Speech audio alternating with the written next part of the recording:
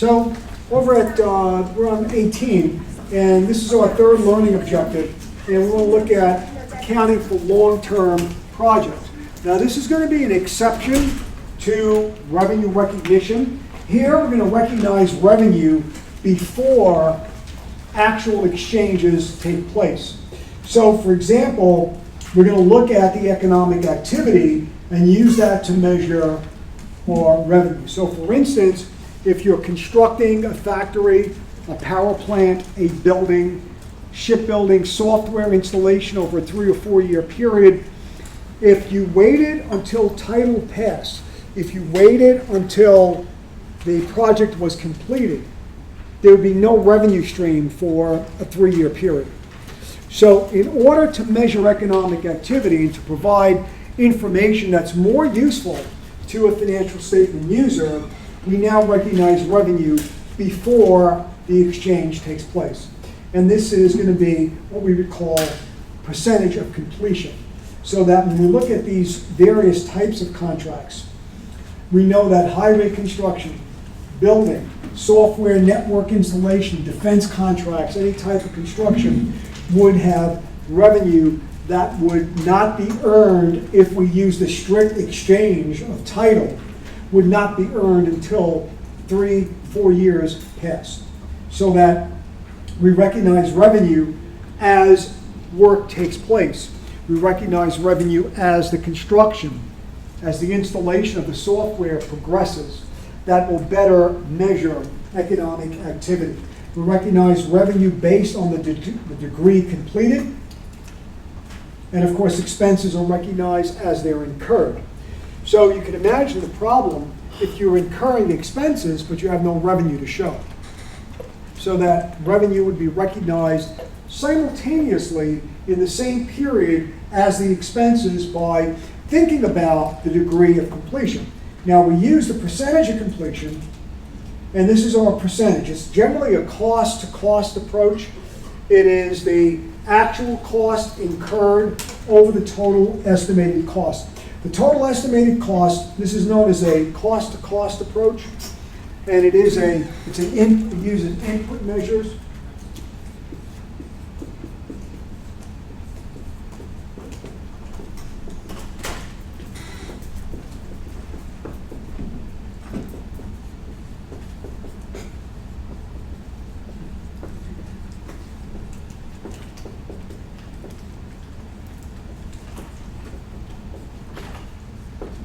So for example, cost is one example of inputs. What else? Labor hours.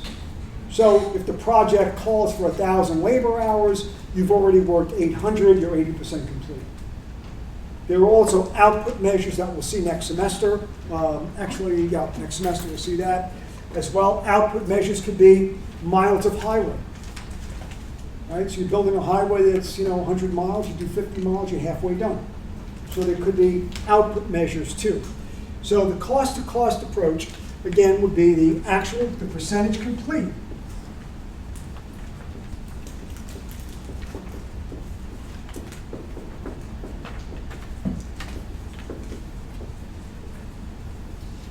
The actual cost incurred over the total estimated cost. And the total estimated cost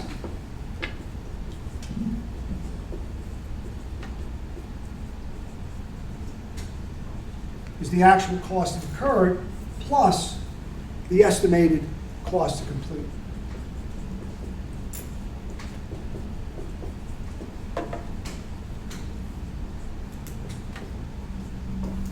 Now we'll always give you the number, the denominator, total estimated cost. But the reason why I'm breaking this up is because I want you to realize that although the percentage of completion method better measures economic activity, you're not getting actual results. So that, for instance, you could be 40% complete in the first year and 15% complete in the second. Why? Your estimate of cost could go up after 1 year.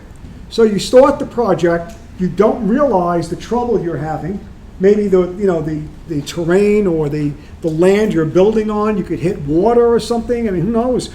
It could be more difficult than you thought to build the structure. So as a result, and costs could go up. There could be unanticipated situations such as strikes, shortages of materials that could actually influence that percentage.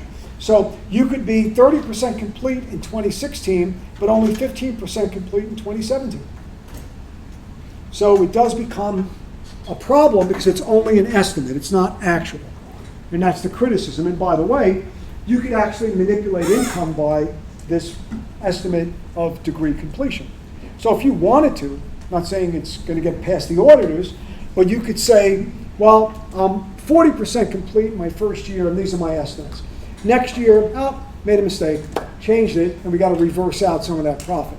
And that we'll see that next semester. So it can be used as a way to manage earnings because of the estimation. So that is the percentage complete. Actual cost incurred over the total estimated cost. But again, it is only an estimate. All right, so let's take a look at an example. So we have a contract, $800,000 to build a new library. The cost incurred in the first year, $1.8 million. The estimated total cost would be $6 million. That's your contract estimate. And by the way, you come in right on budget, as you can see, because it doesn't change in year 2. Your contract profit is expected at $2 million, right? You got a contract for $8 million, cost of $6 million, so your profit on the contract is $2 million. In the second year, you finish at 42%, 4,200 rather, and therefore the contract would be completed at that point. Total estimated cost stayed the same. So that actual cost incurred divided by the estimate to complete. So in the first year, you complete 30%. In the second, you complete the remaining 70%. You could also see this, and by the way, we talked about forms and schedules. There's no real standards that tell you how to put schedules together. We talked about during the break, we talked about the statement of stockholders' equity. It could be a horizontal or a vertical, schedule. The balance sheet, what is the balance sheet? You usually see it how? Assets, liabilities, and equity. There is a balance sheet that could have assets on one page and liabilities and equity on another page. So the format itself is not something you have to worry about in terms of memorization. If you see, I know the homework might ask for one format, the textbook has another. For me, as long as it's in proper form, which is either one, is okay. So here, you could also see it like this.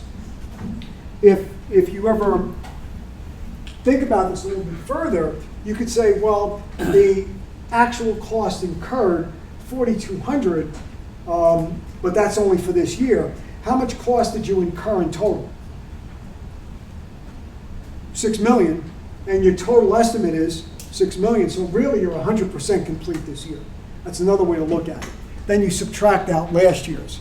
So you could say, oh, I'm 100% this year. Last year I was 30% complete, so I'm 70% complete. That's another way to look at it. Nothing wrong with that. Nothing wrong with this approach, where it says that you have $1.8 million in the first year out of $6 million, so you're 30% complete.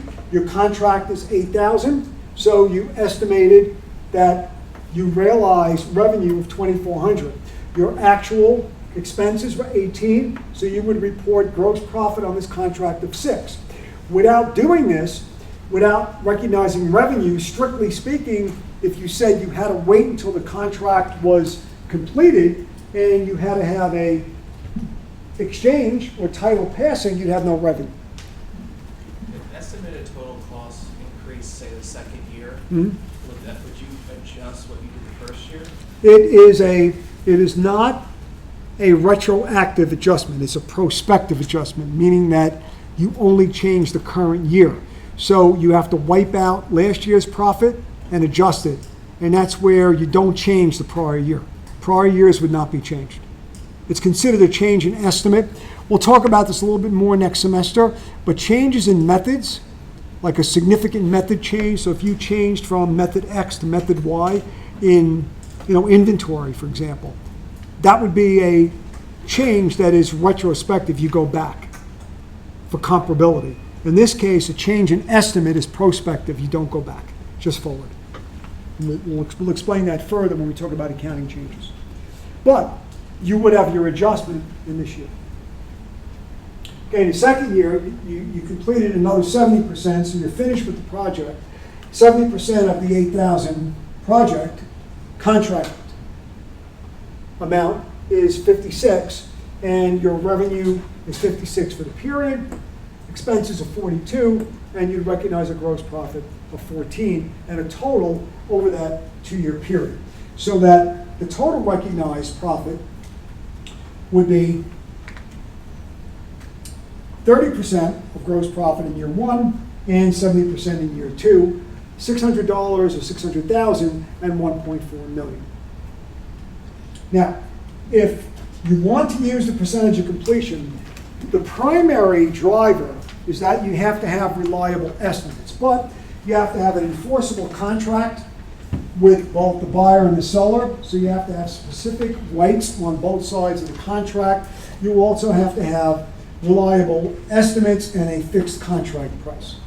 If you don't have these in place, if you can't make reliable estimates, also you have to be sure that the buyer is capable of paying, has financial capability, the seller has the ability to construct or to deliver the product, so that you need legal contract in place.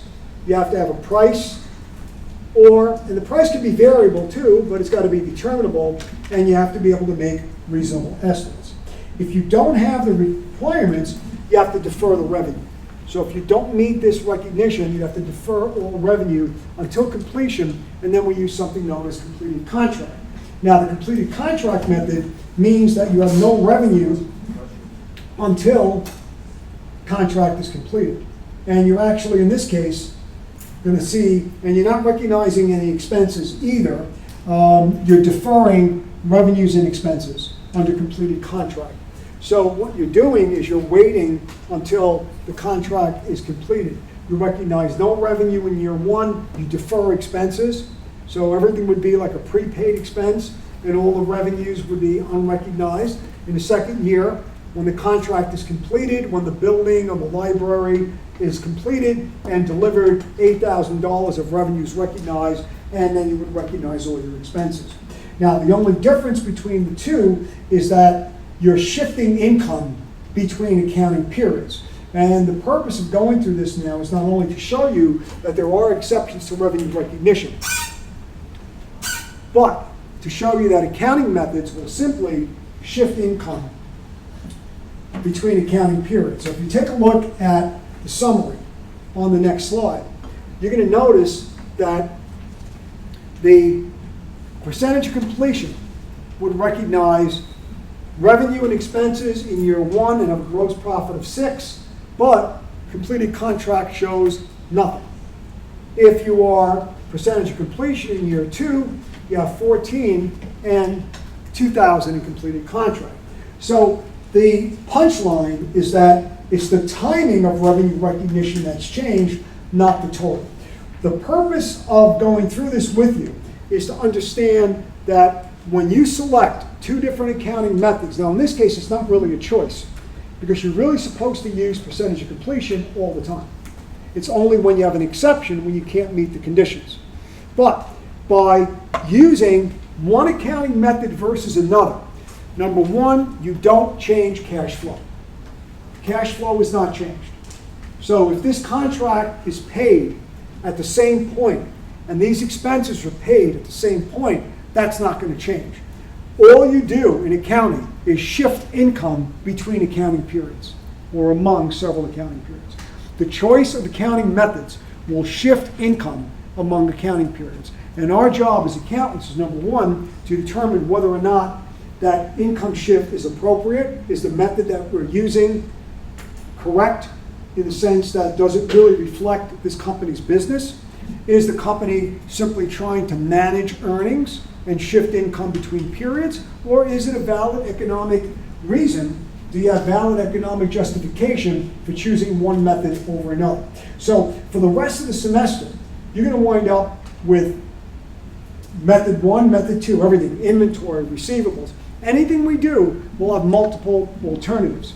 And as we said in the beginning, those alternatives will change over time. Some of the alternatives will be income increasing, some of them will be income reducing, and that will shift income between those accounting periods. It will not change the total, it will not change cash flow. Now in this case, the completed contract is maybe better because it's actual. Completed contract would be actual results. But it doesn't measure economic activity. So, essay question. What parts of the conceptual framework are involved here? What are the qualities? What are the qualitative characteristics of accounting information that you would say are attributed to this comparison? Actual versus estimate. Estimates give me information sooner, but it could be less accurate than having actual. Anyone remember any of those terms? What's that? Yeah, reliability or faithful representation versus relevance. So from the standpoint of relevance, if I had to make the argument, I would say the percentage of completion is more relevant. If I'm a commercial bank and I'm providing financing for this project for the contractor, I want to see some type of degree of progress toward completion. What is the income generated from this project? So it's more relevant to me to get the information on a timely basis, even though it may not be as faithfully represented. It may not be as reliable. So what we're saying on this slide is that the completed contract is more reliable, more faithfully represented, but it's less relevant. This is a simple example. Next semester we're going to be looking at contracts that go out 4 or 5 years. If you have to wait 5 years for information, it's obviously not relevant at all to decisions today. So the percentage of completion provides you with much more relevant information, but could be less reliable with all those shifts, and again, the income adjustments on a prospective basis if estimates change. Yeah, this is just for one case. This will go on all semester. Different depreciation methods, different inventory methods. We'll see them next semester over and over again in intermediate. So that's really the basic, issues in accounting. Choosing methods, some are income increasing, some are income reducing. Are they more relevant? Are they more reliable in terms of the qualities of that information? Now for IFRS, they use something similar to, they don't allow completed contract. They use something known as cost recovery. Sometimes it gives you pretty much the same result. It's sometimes known as the zero gross profit method. What cost recovery means is that you're only able to recognize revenues equal to your cost, so that you would only be able to recognize revenue equal to cost. So you would have zero gross profit, so that in the first year, if you were using the cost recovery,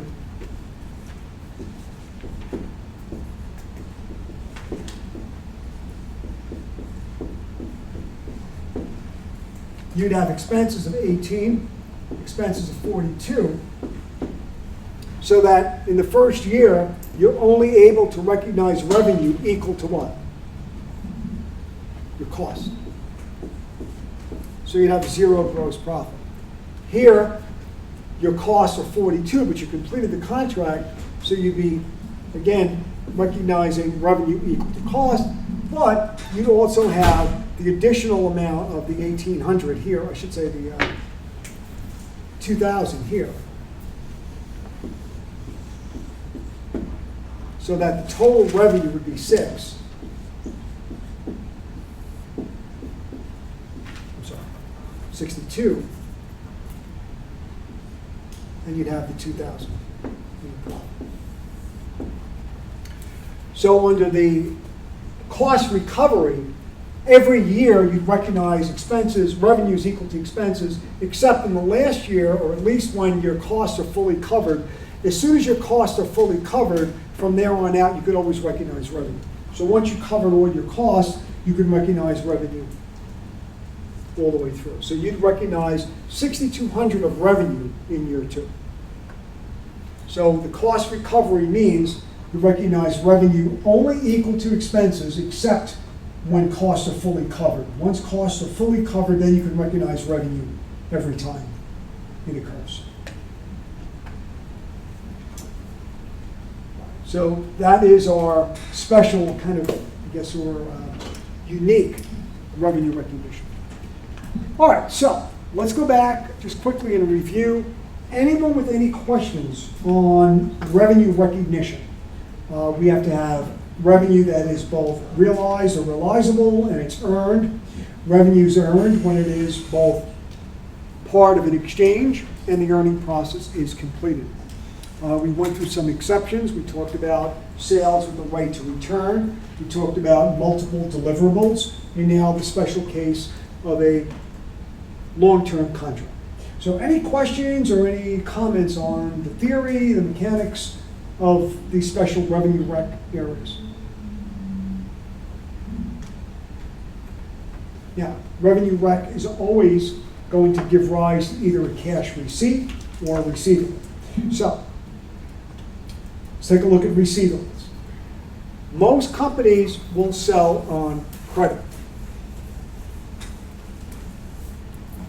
Aside from retail, you have almost no cash sales in very large manufacturing companies. But the risk of selling on credit is the fact that you may not collect.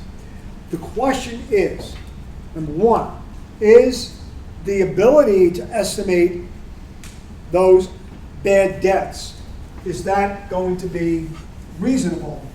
And secondly, when do you recognize the bad debt? So the question again, you're selling on credit, you know there's a risk of non-collection. Two things. Can you reasonably estimate the amount of bad debt? And secondly, if you can estimate it, when do you recognize it? So let's assume you can estimate it. When do you recognize the bad debt? The question is, when, in terms of timing, do you recognize the bad debt? In the year of the sale, or when the account is actually deemed to be uncollectible?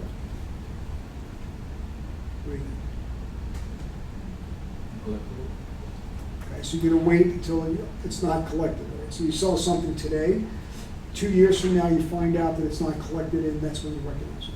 Okay. Any other ideas? It's an estimate as to the probability, right? Yep. So I would say when you sell it. Right. All right. So yeah, as a profession, there are two methods. One, what you're talking about is direct write-off. So you wait until the account is bad, you directly write. That's a tax approach. That's called direct write-off. But let's talk about your comment. So we want to recognize it in the year of the sale. How do you justify that? You look at the past sales, Right, that's how you estimate it, Yeah, right? that's it. You look at, Estimate, yep, you look at past, but I'm saying, how do you justify reducing your income in the year of the sale?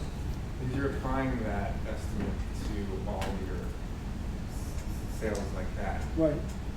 as opposed to the one that goes bad. Mm-hmm. Okay, so it's covering all your receivables based on a probability, but let's think of one other. I'm trying to think of what would justify doing that. And to answer that question, let me just raise one other question. If you didn't sell on credit, what would happen to your total revenue? Would it go down? So selling on credit does what to income? It increases it. And therefore, in order to time out those expenses, the cost of selling on credit should be matched with the credit sales. So if offering credit raises revenue, then the expense of selling on credit should be recognized in that same period. So revenues are higher because of credit, and therefore the cost of selling on credit should be recognized in that same period. So we justify it based on matching the cost of credit sales against those credit sales. If you didn't offer credit, your sales would go down. The fact that you offer credit raises revenue, and that's when you recognize the expense. We don't wait until the account is actually uncollectible. Now, as Andrew said, that raises one problem, or as John said, we have to estimate it, and the second thing is, in your case, for instance, that you've got a direct write-off of, the account. So I didn't pay you, so my account gets written off. In our model, with the estimation and as Andrew said, it's going to go against all the receivables. So we have to set up a general provision against all of our receivables. All our receivables will be covered by this provision. But it's going to be done in the year of the sale. The other argument is that you recognize it in the year of the sale is because that's when you made the error in judgment. The question was, or is, whether or not your company provided enough effort and due diligence to screen the customer's credit. And that happens in the year of the sale. So the error in judgment takes place in the year of the sale, and that's when you should recognize the loss on that customer's account. Even though you don't know what it is, you're going to estimate that amount. So two justifications: matching with increased credit sales. The other argument you sometimes see is that there's a error in offering credit. The credit granting policies may have been weak. That weakness takes place in the year of the sale. You made the mistake in the year of the sale, that's when you recognize the expense. So we, again, establish credit policies. Hopefully they're working. And of course, you have to think about when you offer on credit, those expenses have to be compared to the generated profit that will increase because of offering on credit. So we have to estimate the amount of uncollectible accounts, and that loss is taken on the income statement, and we have to reduce the receivables. So here's what it's going to look like. Let me go to the mechanics first. So as another adjusting entry, so kind of within the theme of the exam topics, this is another adjusting entry.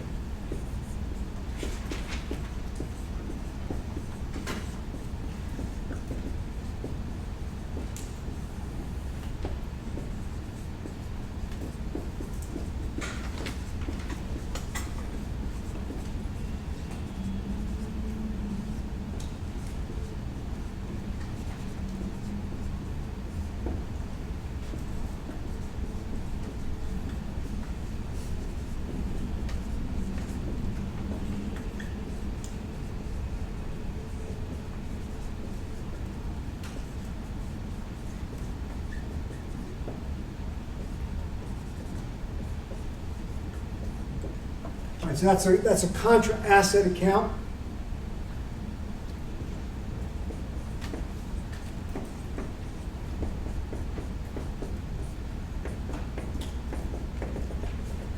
So the adjusting entry is going to debit the bad debt expense on the income statement, reducing stockholders' equity. The credit goes to the allowance of bad debts. This minus XA is the contra asset. So here's our accounts receivable.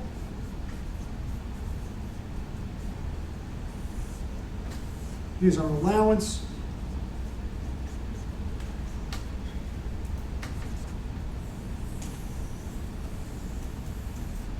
The allowance is a contra asset account.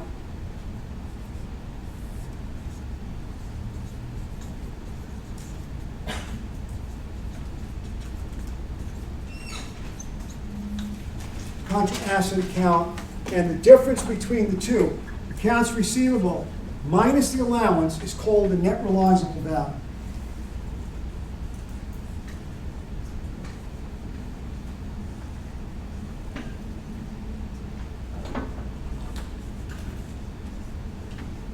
net realizable value. That is the amount that you reasonably expect to collect in cash. That's the amount you reasonably expect to collect in cash. Now, once again, we're trading off relevance for faithful representation. Direct write-off method is waiting until the account goes bad. You know it's my account, you know exactly how much it is, and you write it off. Use that for tax. But that is accurate, it's faithfully representing the transaction, it's more reliable, but it's not relevant. Because my account may not be deemed to be uncollectible for another year and a half. I need the information sooner, and we use the estimates, which are less reliable but more relevant to the financial statement user. Now, it's a contra asset account. The estimation techniques are critical, and we're going to discuss those. And that becomes the basis for really this chapter. It's the main issue for us, is how do you estimate it and how do you record those estimations. Now, we're going to look at Hewlett-Packard in a second. And because 100% collection is not possible, we generally represent accounts receivable on the balance sheet at net realizable value. So this is what Hewlett-Packard looks like. Those accounts receivable are net. Those accounts receivable are net of the allowance for bad debts. So it's the gross accounts receivable minus the allowance, which is 13,832. Now, you might see this, and again, talking about the questions people were having about, well, you know what, the format's different, it looked different on this page, it looked different on the homework, it's going to be different any way you look. This does not say net. Sometimes it will say accounts receivable net. That does not mean that that's the gross receivable. Sometimes you see it on a balance sheet looking like this. Sometimes on the balance sheet, you see it with accounts receivable gross less the allowance for bad debts. And in your T accounts, essentially what would happen is you'd have the 14,064 in here.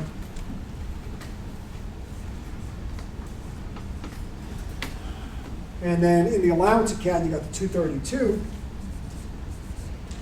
So that the net realizable value, or the NRV, is 13,832.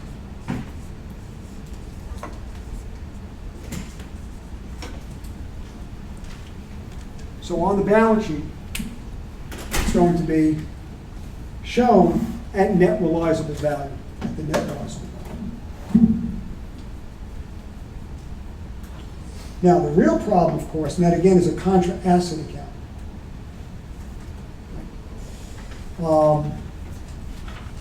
Let me go back, I'm sorry. But the real problem itself is estimating that allowance account. I mean, that's what we're going to get to. So again, just be prepared to see alternative formats. I accept all of the acceptable formats. So whatever you find comfortable, if you want to show it net, that's fine. If you want to show it gross minus the allowance, that's okay as well on a balance sheet.